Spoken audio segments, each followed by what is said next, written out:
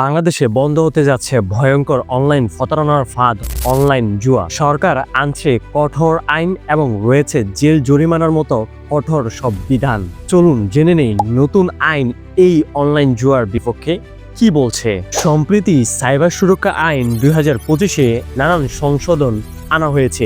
সেই সংশোধনেই মূলত এই অনলাইন জুয়ার বিষয়টি খুব ভালোভাবে উল্লেখ করা হয়েছে। 2025 সালের সাইবার সুরক্ষা আইনের ধারা 20 অনুযায়ী বলা হয়েছে, কেউ যদি অনলাইন জুয়ার কোনো পোর্টাল, অ্যাপ বা সফটওয়্যার তৈরি বা চালায়, জুয়া খেলায় অংশ নেয় বা সহায়তা করে কিংবা জুয়ার প্রচারে বিজ্ঞাপন দেয়, তাহলে সেটি একটি অপরাধ হিসেবে গণ্য হবে। এমনকি এই জুয়ার জন্য কেউ যদি ডিভাইস বা কোনো প্রকার সার্ভিস দেয়, তাহলে সেটিও এই অপরাধ হিসেবে গণ্য হবে। আর যারা এই কাজে সহায়তা করবে তাদের শাস্তি হিসেবে অনধিক 2 বছরের কারাদণ্ড অথবা প্রায় 1 কোটি টাকা অথবা উভয় দণ্ডে দণ্ডিত হতে পারে। সত্যি কথা বলতে এই আইন বাংলাদেশের প্রেক্ষাপটে বর্তমানে অনেক বেশি জরুরি, কেননা প্রতিদিন বাংলাদেশ থেকে কয়েকশো কোটি টাকা পাচার হচ্ছে এই অনলাইন প্রতারণা বা এই অনলাইন জুয়ার কারণে। আর এই অনলাইন জুয়া ধ্বংস করছে তরুণদের ভবিষ্যৎ। তরুণরা হারাচ্ছে তাদের গুরুত্বপূর্ণ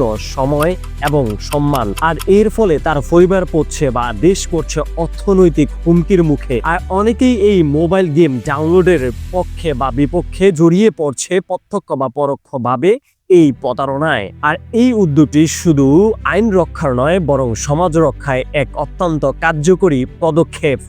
আপনার এলাকার জুয়ার অবস্থা জানাতে পারেন কমেন্টে, আর আপনার এলাকায় সচেতনতা তৈরি করুন এই অনলাইন জুয়ার বা এই অনলাইন প্রতারণার বিপক্ষে। সবাই ভালো থাকবেন। পরবর্তী ভিডিও দেখার আমন্ত্রণ জানিয়ে শেষ করছি এখানেই।